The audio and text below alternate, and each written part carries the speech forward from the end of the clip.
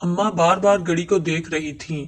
जैसे जैसे वक्त गुजर रहा था, इनके चेहरे पर परेशानी के आसार मजीद वाजे होते चले जा रहे थे। वो हाँफती हुई मजीद तेज तेज हाथ चलाते हुए बर्तन मांजने लगी। इनका चेहरा पसीने से शराबूर था। एक बेचैनी थी जो मेरी माँ के चेहरे पर छाई हुई थी। होंठ सूखे हुए थे। बदहवासी से इनका वजूद और होंठ थर थर कांप रहे थे। मैंने इन्हें इस हालत में देखा तो फौरन मैं तेज तेज हाथ चलाकर हवेली के बड़े से सेहन में झाड़ू देने लगी, ताकि जल्दी जल्दी अपना काम निपटा कर फिर अम्मा की बर्तन धोने में मदद कर दूं। रात भर इन्हें बुखार रहा था। सुबह मेरे लाख मना करने पर वो मेरे साथ काम करने चली आई थीं। कल रात से अम्मा को शदीद बुखार था। सारी रात इनका जिस्म काम करने की वजह से टूटता रहा। थकावट से इन्हें बुखार हो चुका था और अभी भी बुखार की हालत में वो मुसलसल काम कर रही थीं। आज हमने हर हाल में रकम जमा करनी थी, इसलिए मैं तेजी से काम कर रही थी। कल सेठ की बेटी की दावत थी। बहुत मेहमान घर में आए थे। बड़ी बड़ी देगों में खाना बना था और अब मेरी अम्मा हवेली के कोने में वो देगें बैठी धो रही थी। अम्मा की यही कोशिश थी कि कहीं से दो पैसे और हाथ आ सकें और बस दादी की दुआ मिल सके। इनकी अपनी तबीयत मजीद खराब होती चली जा रही थी। वो धूप और तपश में बैठी कई घंटों से इन देगों को धो रही थी। मेरी माँ के चेहरे से थकन और गर्मी की वजह से पसीना बह रहा था। बुखार की वजह से इनका सांस फूल रहा था। अब तो दिन चढ़ आया था। 12 होने वाले थे। आज तो जुम्मा भी था। अगर मेडिकल स्टोर वाला स्टोर बंद करके चला जाता तो दादी अम्मा की दवाइयां कहाँ से लेते। इनकी तबीयत तो मजीद बिगड़ती चली जा रही थी। कई दिनों से इनकी दवाएं खत्म हो चुकी थीं। इन्हें दिमाग की बीमारी लग चुकी थी, जिसके लिए रोजाना दवा देना जरूरी था। एक तो अम्मा की खराब होती तबीयत देखकर मेरे हाथ पांव वैसे ही फूले जा रहे थे। इस वक्त मेरी एक ही सोच थी कि काश मेरे दो हाथ और होते और मैं झट से सारे काम निपटा कर अम्मा की मदद करती। फिर मालकन हमें पैसे देती और हम स्टोर बंद होने से पहले जल्दी जल्दी जाकर दादी की दवा ले आते। कई जहनी कश्मकश में हम माँ बेटी उलझी हुई थीं, मगर जल्दबाजी में तो काम उल्टा बढ़ता ही चला जा रहा था। मैंने जल्दी से झाड़ू लगाया और फिर फौरन भागकर अम्मा के पास गई, जो तकरीबन बेहोश होने को थीं। मैंने फौरन इन्हें छांव पर बिठाया और खुद बड़े बड़े देगचों को धोने लगी। मेरी तो उम्र ही इस वक्त मुश्किल से 12 साल थी और जसामत में भी मैं बहुत ही कमजोर थी। वो भारी भरकम देगचे मुझसे संभालना मुश्किल थे, मगर इसके बावजूद मैं अम्मा को एक तरफ बिठाकर पानी पिलाया और फिर खुद इन देगों को जल्दी जल्दी धोने लगी। मेरे सारे कपड़े गंदे हो चुके थे, मगर तभी मस्जिद में अजान की आवाज गूंजी और फिर कुछ देर बाद जुम्मा का खुतबा शुरू हो चुका था। इसी पल हम दोनों माँ बेटी बर्तन धोकर फारिग हुए और भागकर मालकिन के पास गए। मालकिन ने जब हमें देखा तो नहरे से सर झटक दिया और फिर बमुश्किल अपने परस से 400-500 रुपया निकाल कर हमारी हथेली पर एहसान जताते हुए रखे और कहने लगी, मैं तुम लोगों पर तरस खाकर इतने ज्यादा पैसे दे रही हूँ, वरना इतने पैसे बनते नहीं हैं। ये भी हमारे एक माँ के काम का नतीजा था। लेकिन वो मालकिन बहुत ही कंजूस थी, मगर इस वक्त हमारे लिए दादी माँ की दवाइयाँ ज्यादा जरूरी थीं। पैसे लेकर हम दोनों माँ बेटी की जान में तो गोया जान ही आ चुकी थी। हमने फौरन मेडिकल स्टोर का रुख किया। हमारे पहुंचने से पहले ही स्टोर बंद हो चुका था। स्टोर वाला स्टोर को ताला लगा रहा था, मगर अम्मा इसकी मिन्नतें करने लगी कि खुदारा दवा देते जाओ, बूढ़ी माँ घर पर बीमार है। लेकिन वो कहने लगा, जुम्मे का वक्त हो चुका है और मैं नमाज जुम्मा में ताहीर नहीं कर सकता। मेरी माँ ने इसके सामने हाथ जोड़ दिए कि अगर मेरी माँ ने दवा ना खाई तो वो मर जाएगी। खुदारा हम पर रहम करो। आखिरकार इसे हम पर रहम आ ही गया और इसने जल्दी से हमारी दादी की दवाएं दे दी। तबीयत तो अम्मा की भी खराब थी, मगर इस वक्त पैसे ही इतने थे कि एक दादी अम्मा की ही दवाएं खरीद सकते थे। मैं तो चाहती थी कि मेरी माँ अपनी बुखार की दवा भी खरीद देती, लेकिन पैसे ही कहाँ बचे थे। मैं और अम्मा दोनों तेज कदम उठाते घर की जानिब आ रही थी। अम्मा को वापस सेठ की हवेली में काम करने के लिए जाना था और मैं भागकर अपने घर पहुंची ताकि दादी को दवा दे सकूं। जो ही घर में कदम रखा तो मेरी चच्ची सामने बैठी सब्जी काट रही थी। मुझे देखकर एक नागवार सी नजर मुझ पर डाली। मेरे हाथ में दादी की दवाइयां देखी तो इनके माथे पर नागवारी उभरी। फौरन मुझे कहा कि ए लड़की, इधर आओ जरा, किचन से पानी तो ला दो। मेरे कदम तेजी से दादी के कमरे की जानिब थे। चच्ची की पुकार पर मैं रुक गई। इस वक्त चच्ची की बात मानना जरूरी था, वरना वो तो मेरा सांस लेना ही 2 बार कर देती। मैंने फौरन दवाओं को इनके पास रखा और किचन से इनके लिए पानी लेने के लिए चली गई। मगर मैं जो ही किचन से बाहर निकली तो चच्ची ने जानते बूझते हुए दवाइयों के पैकेट को एक झटके से नीचे गिरा दिया और फिर देखते ही देखते कांच की बोतलें जमीन पर गिरकर किरची किरची हो गई। वो तो सिर्फ दवाइयां तो ना थी, मेरी और माँ की कई दिनों की मेहनत थी। वो सिर्फ दवा ना थी बल्कि हमारी दादी की जिंदगी थी। चची ने जब मुझे देखा तो फौरन अपना मुंह सुजा कर बोली कि वो मुझसे न जाने कैसे गिरकर टूट गई। मैं तो रोने लगी थी। मुश्किल से हम माँ बेटी ने ये दवाएं खरीदी थीं। मेरी दादी को फिर सांस का दौरा उठा था। वो बहुत बुरी तरह से खांस रही थी। मेरी आंखों से आंसू बहने लगे थे। मैं फौरन इन कांच के टुकड़ों को उठाकर दवा देखने लगी, मगर इस दवा में कांच मिल चुका था। मैं जानती कि ये चच्ची ने जानबूझकर किया है, मगर मैं मजबूर थी। इन्हें कुछ नहीं कह सकती थी क्योंकि ये घर चच्चा का था। मैं रोते हुए कमरे में चली गई। दादी लेटी कांप रही थी। इनके दिमाग पर असर बढ़ रहा था। खांसी भी ऐसी आ रही थी कि रुक नहीं रही थी। इनके वजूद को झटके लग रहे थे। मैंने जब दादी माँ की ये हालत देखी तो चच्ची से कहा कि दादी की तबीयत खराब होती जा रही है, इनकी दवा लानी है, मेहरबानी करके कुछ मदद कर दें। अगर दादी को वक्त पर दवा ना मिली तो इन्हें कुछ भी हो सकता है, वो मर भी सकती हैं। मगर चच्ची ने एक नजर मुझ पर डाली और फिर बोली, बूढ़ी है तो इस उम्र में मरेगी ना, या फिर से जवान होकर घूमेगी। मर रही है तो मरने दो। तुम दोनों माँ बेटी की सारी कमाई तो इस बुढ़िया पर ही खर्च हो रही है। मुझे तुम्हारी मुलाजमत का क्या फायदा। मेरे घर से भी गंदगी कुछ कम होगी। चच्ची के मुंह से हकारत ज़दा अल्फाज सुने तो मेरी रूह दर्ज गई। मैं इनके सामने खड़ी रोने लगी। जानती थी चच्ची का दिल कितना संग दिल है।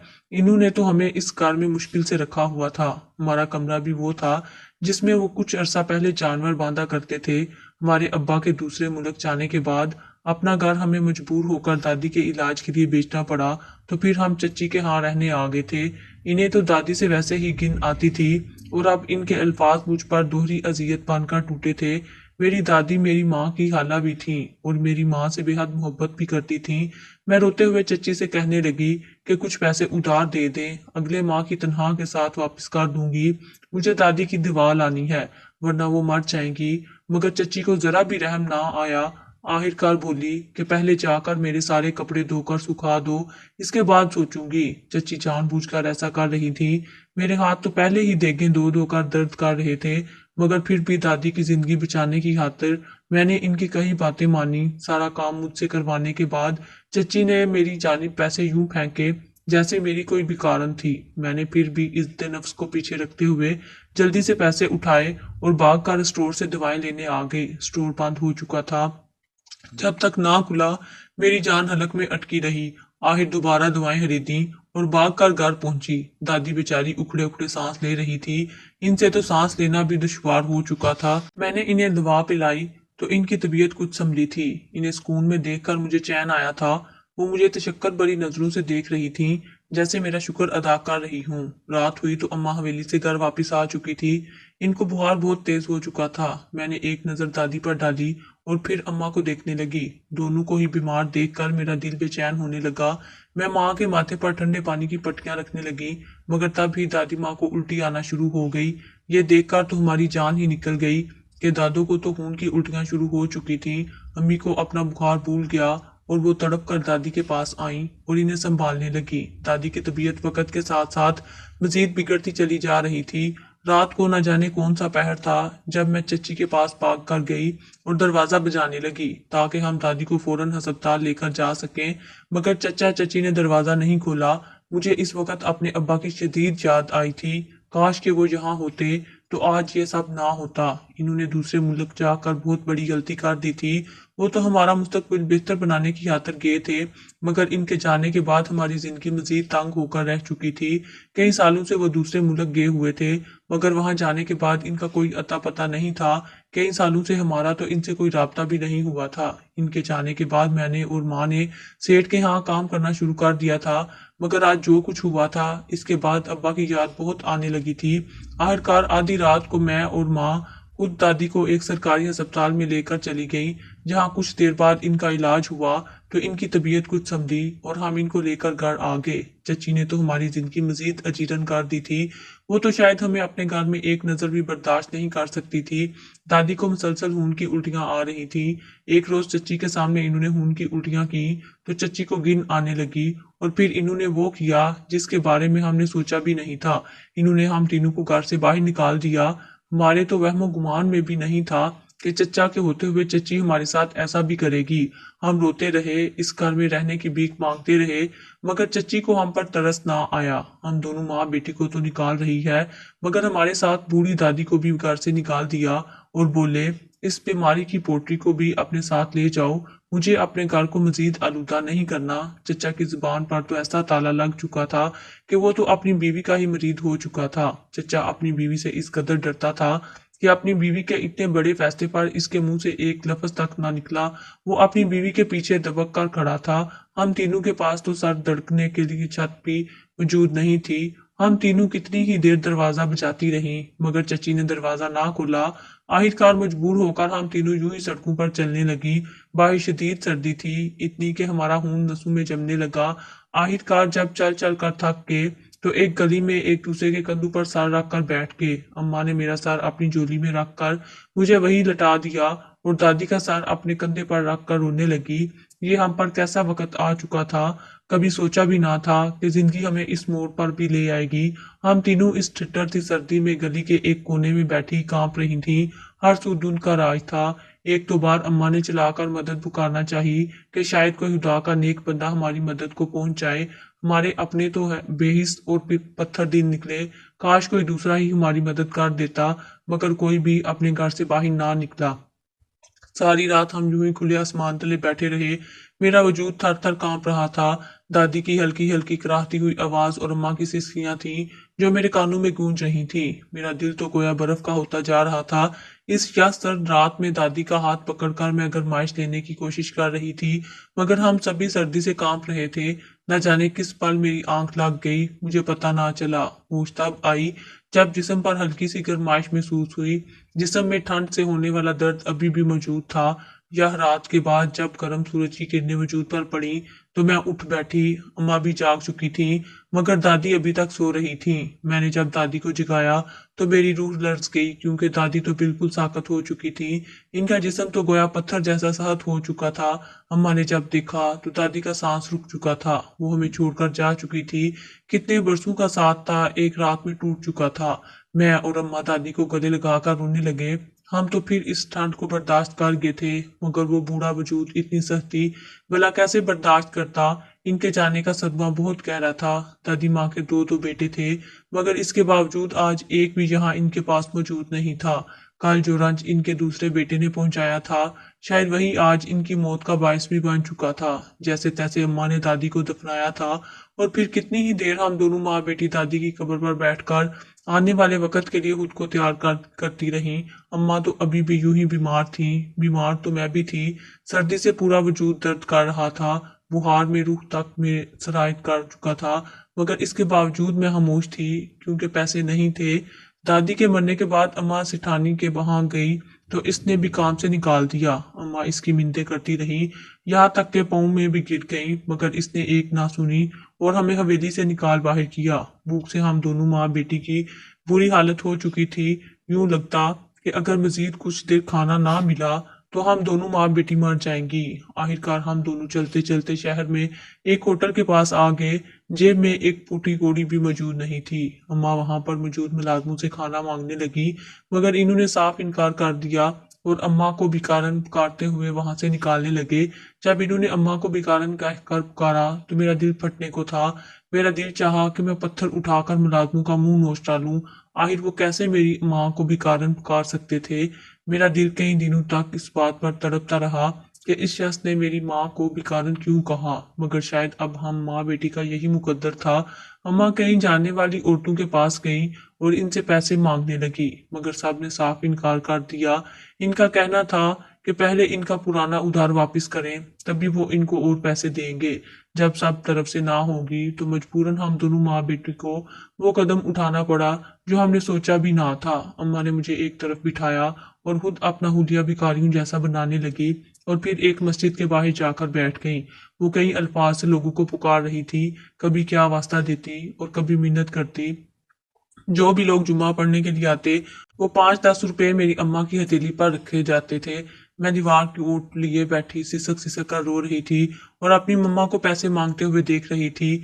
मेरी अम्मा तो सच की भिखारन बन चुकी थी। मेरा दिल इस वक्त फट रहा था। दिल चाहा कि किसी कुएं में कूदकर अपनी जान दे दूं। इस रोज मस्जिद के बाहर जितने पैसे बने वो लेकर अम्मा मेरे पास आई। इसके चेहरे पर बेचैनियां थी, कई ज्यादा शर्मिंदगी और जख्म थे। इसकी आंखों में आंसू भी थे जिन्हें वो साफ करके फौरन मुस्कुराने लगी और फिर मेरी हथेली पर पैसे रख दिए और फिर बोली कि जाओ बेटा, रेडी से कुछ खाने को ले आओ, तुम्हें तो बहुत भूख लगी थी ना। माँ को रोते देखकर मेरी आंखें भी नम हो गईं। ये पेट की आग इंसान से क्या करवा देती थी। पेट भरने की खातिर हमें अपनी इज्जत नफ्स को मारना पड़ता था। मैं फौरन भागकर एक रेडी वाले के पास गई और इन भीख मांगे हुए पैसों से कुछ खाने को ले आई और फिर हम दोनों माँ बेटी एक तरफ बैठकर खाना खाने लगी। हमारी आंखों से आंसू मुसलसल बहे जा रहे थे। न जाने किस बात का दुख था जो हमें अंदर ही अंदर खाए जा रहा था। अगर अब्बा यहाँ अचानक आ जाते और हमें देख लेते तो न जाने इनके दिल पर क्या गुजरती। इनके जाने के बाद इनकी बेटी और बीवी तो बेकारन बन चुके थे। चंद दिन अजीब लगा मगर पेट भरने की खातिर हमें ये करना पड़ा। इस दौरान कई बार हम चच्ची के दरवाजे पर गए और इनसे मिन्नत समाजत की कि हमें घर में रहने दें, चाहे एक कोने में ही सही। मगर चच्ची अम्मा को जूतों से मारती, मुझे बालों से पकड़कर घर से बाहर निकाल देती और कहती कि दोबारा यहाँ नजर मत आना, यहाँ तुम दोनों के लिए कोई जगह नहीं है। चच्ची का ये रवैया देखकर अम्मा इसे बद्दुआ दिए बगैर ना रह सकी। कैसी संगदिल औरत थी वो, औरत होकर इसे हमारा एहसास नहीं था। अम्मा मुझे तो भीख ना मांगने देती मगर खुद सारा दिन दूसरे गांव के घरों में जाकर और मस्जिदों के बाहर बैठकर भीख मांगती रहती। कई बार चचा को रास्ते में देखकर इसकी मिन्नतें की, पाँव पड़ी कि अब बस कर दो, ले जाओ हमें घर, इज्जत है हम दोनों तेरी। बेशक हमारे अब्बा के आने के बाद इससे हमें पालने की रकम दे लेना। मगर चचा पर हमारी बातों का कोई असर ना होता। वो तो जैसे अनजान बन जाता और हमें धुतकार कर आगे बढ़ जाया करता था। इस रोज शदीद बारिश थी और हमारे सर पर कोई साया भी मौजूद ना था। एक टूटी फूटी रेहड़ी मिली जिसके नीचे सिर्फ एक ही शख्स बैठकर खुद को बारिश से बचा सकता था। तो अम्मा ने मुझे इसके नीचे बिठा दिया और खुद यह सर्द बारिश में बैठी रही। वो कांपती रही और इनकी तबीयत खराब होती चली गई। मैंने जब अम्मा को नींद बेहोशी की हालत में देखा तो इन्हें जगाने लगी मगर वो तो सर्दी से थर थर कांप रही थी। पहले दादी और अब अम्मा को मैं खोना नहीं चाहती थी। रात का अंधेरा हर सू फैल रहा था। चचा का घर यहाँ से कुछ ही दूर था। मैंने अम्मा को इस रेड़ी के नीचे लटाया और खुद चचा के घर मदद लेने के लिए भाग आई। लेकिन वहां पहुंचकर जो मंजर मेरी आंखों ने देखा, मेरे होश उड़ गए थे। जैसे ही मैंने दरवाजे पर दस्तक दी, दरवाजा पहले से ही नीम खुला था, फौरन से खुल गया और सामने सेहन में ही मेरे अब्बा खड़े चच्ची पर गुस्सा कर रहे थे कि तुमने मेरी बीवी और बच्ची को क्यों घर से निकाल दिया। मेरे बाप ने कहा कि मैं हर माह एक माकूल रकम चचा के अकाउंट में डलवाता था, फिर तुम लोगों ने क्यों मेरी बीवी और बेटी को घर से निकाला। चच्ची झूठ बोलने लगी, कहने लगी कि मेरी माँ का किसी गैर आदमी से चक्कर था, इसलिए वो खुद भाग गई। ये सुनकर मैं घर में दाखिल हुई। जैसे ही अब्बा की नजर मुझ पर पड़ी तो वो तेजी से पास आए। मैं भी अपने बाप से लगकर रोने लगी। ये बताने लगी कि चच्ची झूठ बोल रही है, मेरी माँ बहुत बीमार है। मेरी बात सुनकर मेरे अब्बा मेरे साथ वहां आ गए जहां मैंने अपनी माँ को लिटाया था। अब्बा अम्मा को हॉस्पिटल ले गए, इनका अच्छा इलाज करवाया। हमारे अच्छे दिन अब्बा के आते ही शुरू हो गए थे। अब्बा ने चचा से सारे ताल्लुकात खत्म कर दिए थे। ऐसे रिश्ते जो सगे होकर भी मुश्किल वक्त में काम ना आए, तो ऐसे रिश्तों को भूल जाना चाहिए और जिंदगी को आगे बढ़ा देना चाहिए।